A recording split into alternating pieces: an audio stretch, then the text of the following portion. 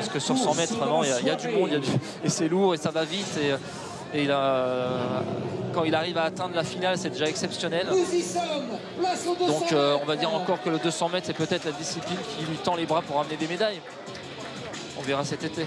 Oui, en tout cas, il avait terminé 6e au JO à Londres sur cette distance en 200, en 20-19. On va voir aussi si sur 200, puis on le verra dans les prochains meetings parce qu'on ne va pas quitter Christophe Lemaitre de tout l'été. Évidemment, on verra aussi le travail qu'il a fait cet hiver pour la mise en action, son départ, sa sortie des starting blocks, ses premières foulées, voir ce que ça peut donner, si ça se traduit déjà par une meilleure mise en action. On sait là, Jean, qu'il est au couloir numéro 5, que c'est un bon couloir sur un 200, que le virage est moins prononcé qu'au couloir 1 et 2, que ça lui convient mieux que d'avoir à virer beaucoup au couloir 1 et 2. Bref, il est bien avec Calicio Newman, l'américain, en point de mire devant lui. C'est des conditions idéales pour le mettre ce soir.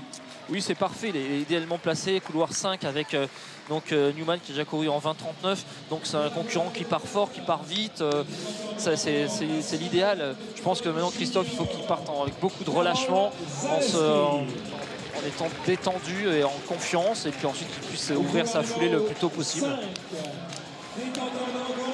Alors on écoute Montreuil.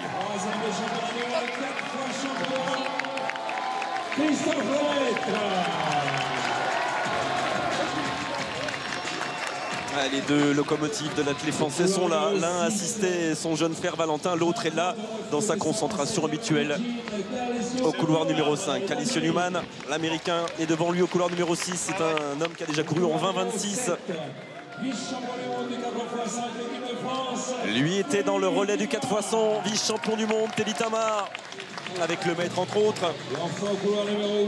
Il sera au couloir numéro 7. Et puis notre spécialiste du 400, surtout Yannick Fonsa, le champion de France sur 400, mais aussi sur 200 en salle. Le protégé de Guillaume Tanon, Yannick Fonsa, qui sera là tout à l'extérieur. C'est pas le meilleur couloir, c'est pas le pire non plus sur un 200. Allez, vu les conditions, vu les chronos qu'on a eu, vu le vent qui est presque tombé, se rapprocher des 20 secondes serait une très belle performance pour Christophe.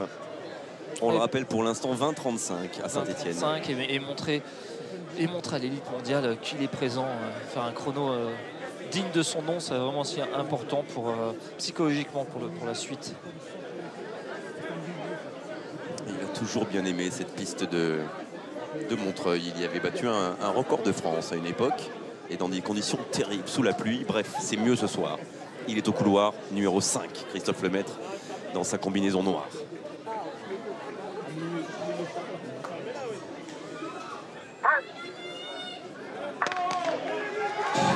Alors la mise en action, elle est bonne, elle est pas mal. Et Newman est bien devant lui aussi. Le point de mire est bon avec Zulaski, le Polonais, qui est pratiquement à la hauteur de Christophe Lemaitre. Newman qui se rend en tête dans cette ligne droite. Elle est fort de Lemaitre. Il le fait maintenant comme d'habitude. Et le chrono va être bon parce qu'il va aller jusqu'au bout, Christophe Lemaitre.